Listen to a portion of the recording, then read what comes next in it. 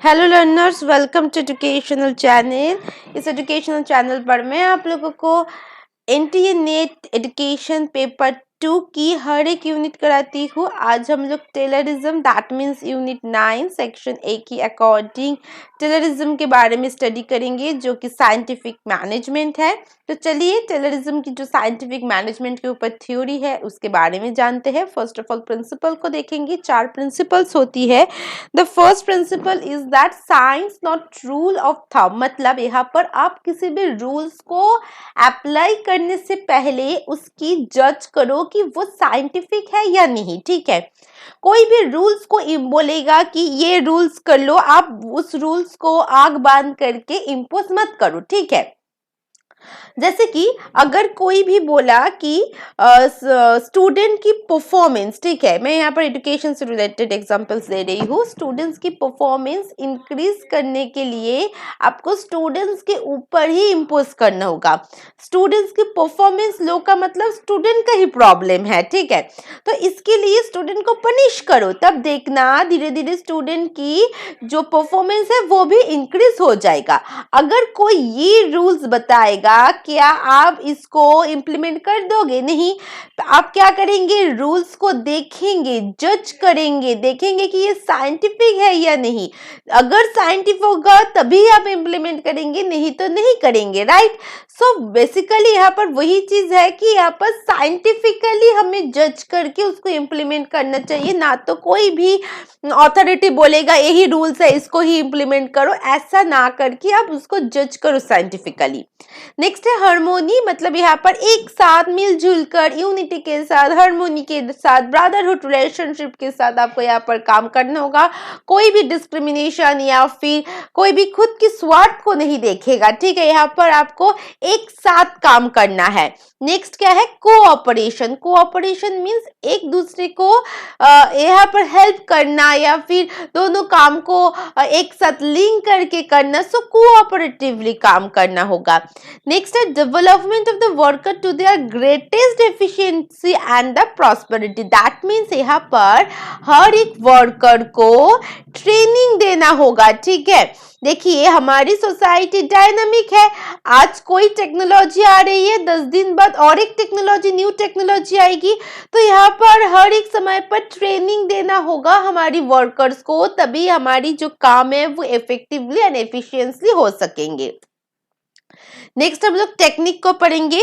So the first technique is that functional foremanship. ठीक है, तो इसके लिए हमें दो चीजों को देखना होगा। एक होती है प्लानिंग इन चार्ज, दूसरा होती है प्रोडक्शन चेंज। क्लियर? अच्छा, अब प्लानिंग इन चार्ज का मतलब क्या है कि यहाँ पर आप पहले प्लान करेंगे, आप उस प्लान के बेसिस पर यहाँ पर आपको ऑपरेट करना होगा। ठीक है, तो पहला जो आएगा वो है हमारे रूट क्लर्क। ठीक है, फर्स्ट पॉइंट आएगा रूट क्लर्क। रूट क्लर्क का मतलब स्टेप्स को देखना। ठीक है, बहुत सारी स्टेप्स है, अब उन सभी स्टेप में से कौन सी स्टेप्स को हमें फॉलो करना है हमारी गोल की अकॉर्डिंग, गोल को फुलफिल करने के लिए। अब इस स्टेप्स को पूरा करने के लिए कुछ इंस्ट्रक्शन चाहिए, वो यहाँ इनसे मिलेगा। ठीक है, इंस्ट्रक्टर से मिलेगा जो कि हमें सही इंस्ट्रक्शन देगा इन सभी स्टेप्स को फुलफिल करने के लिए।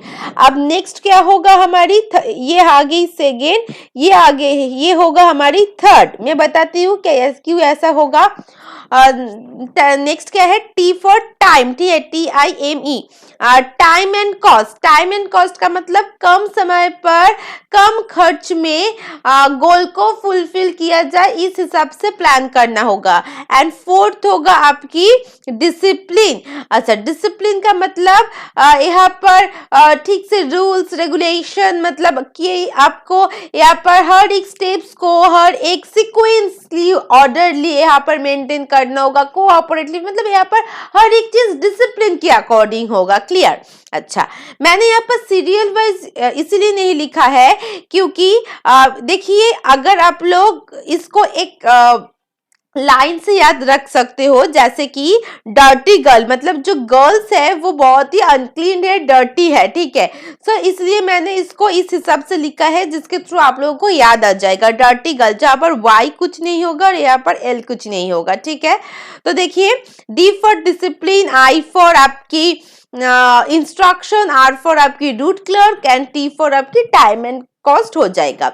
और गर्ल्स में देखिए, G for gang boss. Gang boss का मतलब क्या है कि यहाँ पर जो भी कामकाज होगा वो पूरी बॉस के ऊपर, हेड के ऊपर जाएगा। हेड कहेगा कि सारी काम ठीक से हो रही है या नहीं। सो जो बॉस रहती है टॉप लेवल पर, वही होती है हमारी गैंग बॉस, ठीक है। नेक्स्ट है, ये सीरियल वाइज ही है। आई फॉर होती है इंस्पेक्टर। इंस्पेक्टर का मतलब क्या होती है, कुछ मॉनिटर करना, देखना सभी ठीक ठाक है या नहीं, ठीक है, इंफ्रास्ट्रक्चर सिस्टम ठीक है, सब कुछ इंस्पेक्टर की काम यहाँ पर होगा। नेक्स्ट है रिपेयर। अगर कोई कुछ गलत हो गई प्रोसेसिंग पर या फिर आउटपुट पर, तो उसको ठीक करने का काम होती है रिपेयर बॉस का। एट लास्ट, एस का मतलब होती है स्पीड। स्पीड बर्स्ट का मतलब क्या होती है कि जैसे कि कम समय पर, जैसे कि मैंने अगर कहा कि 2 मंथ में मुझे इस पर्टिकुलर काम को पूरा करना है, सो इस टाइम में जो स्पीड चाहिए वो ठीक तरीके से उस स्पीड से हो रही है नहीं, जिसके थ्रू 2 महीने में ही वो काम कंप्लीट हो सके, उस स्पीड को देखना होगा यहाँ पर। क्लियर? तो देखिए, यहाँ पर बेसिकली प्लानिंग होगा और यहाँ पर हमारी कामकाज होगा। अब सेकेंड प्रिंसिपल क्या है हमारी, फर्स्ट है हमारी standardised and simplification. Standardised and simplification का मतलब होती है कि आप सिंपल तरीके से हर एक चीज को तैयार करो, प्रोड्यूस करो, मैन्युफैक्चर करो, मगर उसमें क्वालिटी होना चाहिए, ठीक है। जैसे कि आपकी कोई बिस्किट की कंपनी है, आपने क्या किया, उसको बहुत ज्यादा शेप, साइज में, टाइप्स में डिवाइड कर दिया। सपोज कीजिए आपने 100 टाइप्स की बिस्किट मैन्युफैक्चर किया। अब 100 टाइप्स की बिस्किट में आपकी वैरायटी बहुत ज्यादा है, ठीक है, वैरायटी बहुत ज्यादा है, डिफरेंट शेप्स की है, डिफरेंट साइजेस की है, मगर उस 100 में से 80% बिस्किट की क्वालिटी खराब हो चुकी है, खराब है, क्वालिटी लो है, तो आपकी कंपनी नहीं चलेगा। दैट मीन्स सिंप्लीफाई करो, अननेसेसरी डाइवर्सिटी, वैरायटी को लेके आने की कोई जरूरत नहीं है, सिंपल करो। अगर आपको 20 टाइप्स बिस्किट आप प्रोड्यूस कर सकते हो अच्छे से, अच्छी क्वालिटी से, सो 20 टाइप ही बिस्किट बनाओ, ठीक है, जिसके थ्रू आपकी कंपनी का गुडविल होगा, आपकी जो स्टेबिलिटी है ना वो कंटिन्यूअस रखेगा, ठीक है। तो यहाँ पर आपको क्या करना होगा, सिंपल तरीके से स्टैंडर्ड फॉर्म में स्टैंडर्ड को फिक्स्ड रखना है। अगर पहले जो बिस्किट्स बनाई थी जिसके थ्रू आपकी कंपनी की नेम हुआ था, उस स्टैंडर्ड को मेंटेन करते हुए आपको हर एक बिस्किट को तैयार करना है सिंपल तरीके से, क्योंकि अभी की ट्रेंड ही चल रही है। देखना, जितना सिंपल होगा, जितना सिंपल तरीके से हम लोगों को रिप्रेजेंट करेंगे, उतना लोगों को अट्रैक्टिव होगा। सो सिंपलिफिकेशन को यहाँ पर जोर दिया गया है। नेक्स्ट है फैटिग्यू। फैटिग्यू का मतलब होती है रेस्ट। टेलर ने कहा वर्कर को रेस्ट चाहिए, नहीं तो प्रोडक्शन हमारी अच्छी नहीं होगा। जैसे कि मैं एक एग्जाम्पल देती हूँ, ध्यान से समझना एग्जाम्पल को। 5 टाइम रेस्ट चाहिए, ठीक है, और 5 टाइम की रेस्ट में आपको 1 आवर मिलेगा रेस्टिंग टाइम, और ड्यूरेशन होगा हर एक 5 जो टाइम रेस्ट मिलेगा उसका ड्यूरेशन होगा 20 मिनट्स ही, ठीक है। इसीलिए देखिए फैटिग्यू स्टडी पर आपकी फ्रीक्वेंसी, ड्यूरेशन एंड नंबर्स, ये 3 चीज दिया है। जैसे 5 बार क्या मिलेगा, रेस्ट मिलेगा, 1 2 3 4 5, ठीक है, 5 बार रेस्ट मिलेगा। ओके फाइन, हर एक बार आपको 1 घंटे का रेस्ट मिल रही है, 1 आवर का रेस्ट मिल रही है, ठीक है। हर एक जो 5 बार हुई ना, हर एक बार आपको 1 घंटे का रेस्ट मिलेगा। अब यहाँ पर ड्यूरेशन कितना है, 20 मिनट्स, मतलब कि एक बार रेस्ट मिल गई आपको 1 घंटे का। अब 20 मिनट्स के बाद कितना, 20 मिनट्स के बाद दूसरा आपकी रेस्ट मिलेगा, ठीक है। आप दूसरा रेस्ट मिलने के बाद वो भी 1 आवर की हो गई, ठीक है, 1 आवर की रेस्ट होगी।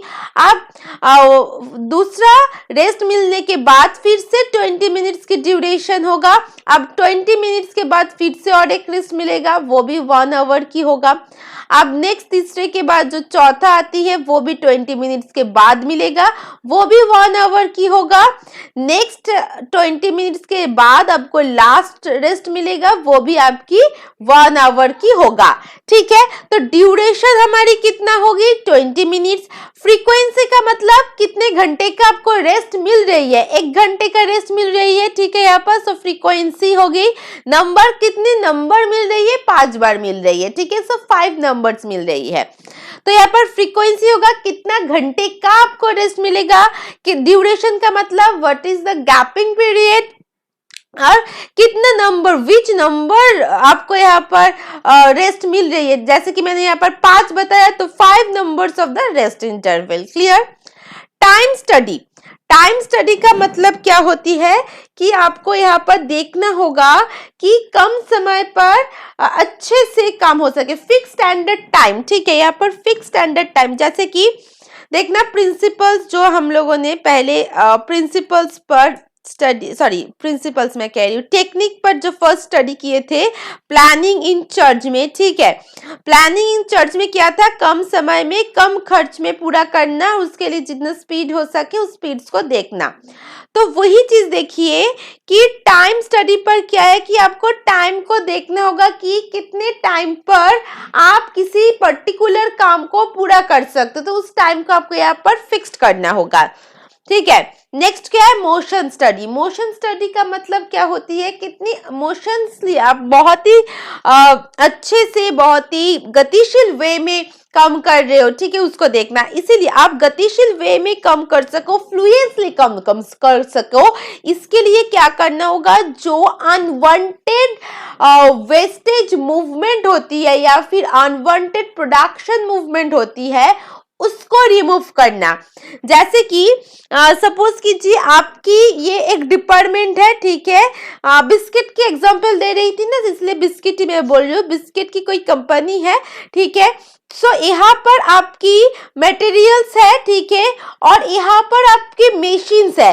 तो वर्कर जाएंगे, मटेरियल्स को कलेक्ट करेंगे, फिर मशीन पर देंगे, तो उसके लिए बहुत ज्यादा टाइम लग रही है। तो मटेरियल्स को मशीन के पास लेके आओ, जिसके थ्रू काम बहुत जल्दी भी हो सके। तो जल्दी काम करने के लिए मोशन भी जरूरी है।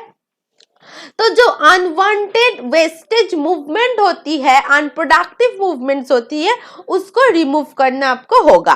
क्लियर। अब नेक्स्ट क्या है, मेथड स्टडी, मतलब बेस्ट मेथड को यूज करना होगा मगर कॉस्ट कम हो सके। दैट मीन्स कि यहाँ पर आप ऐसा मेथड्स को चूज करो जिसके थ्रू आपकी क्वालिटी बेस्ड हो, टाइम कम लगे, मगर सब कुछ ठीक है, मगर कॉस्ट रिड्यूस भी होना चाहिए। मतलब ऐसा मेथड्स आपने चूज कर लिया कि बहुत कॉस्ट लग रही है, ठीक है, अगर प्रोडक्शन में ही इतना कॉस्ट है, आप सेल कितने में करोगे, राइट। दैट मीन्स आपको कॉस्ट को यहाँ पर कम करते हुए मेथड को सिलेक्ट करना है। और देखिए 3 पॉइंट्स बाकी है।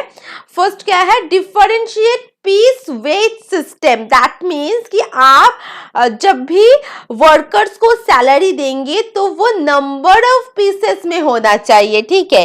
जैसे कि आपने कहा कि आपकी 100 प्रोडक्शन करना है, आपको 100 प्रोडक्शन करना है किसी भी चीज का, तो आपको सपोज कीजिए 12,000 सैलरी मिलेगा, ठीक है,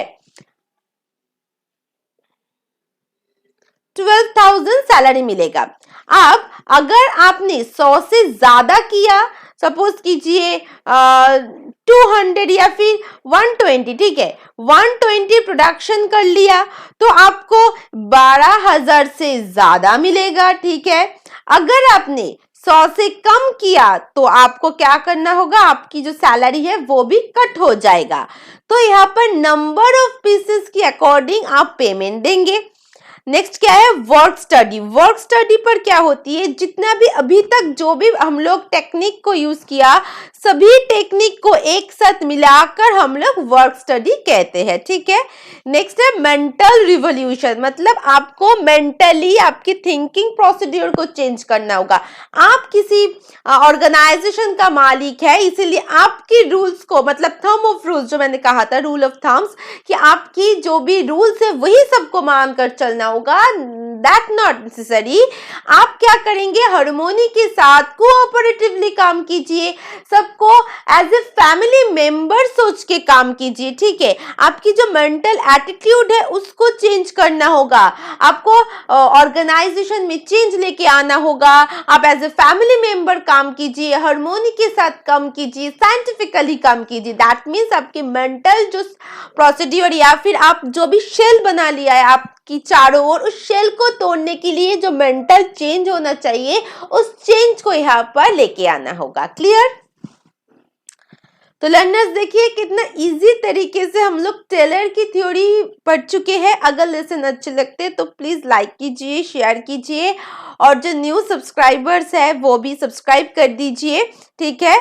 always share knowledge and be happy. Thank you for listening me. Bye bye.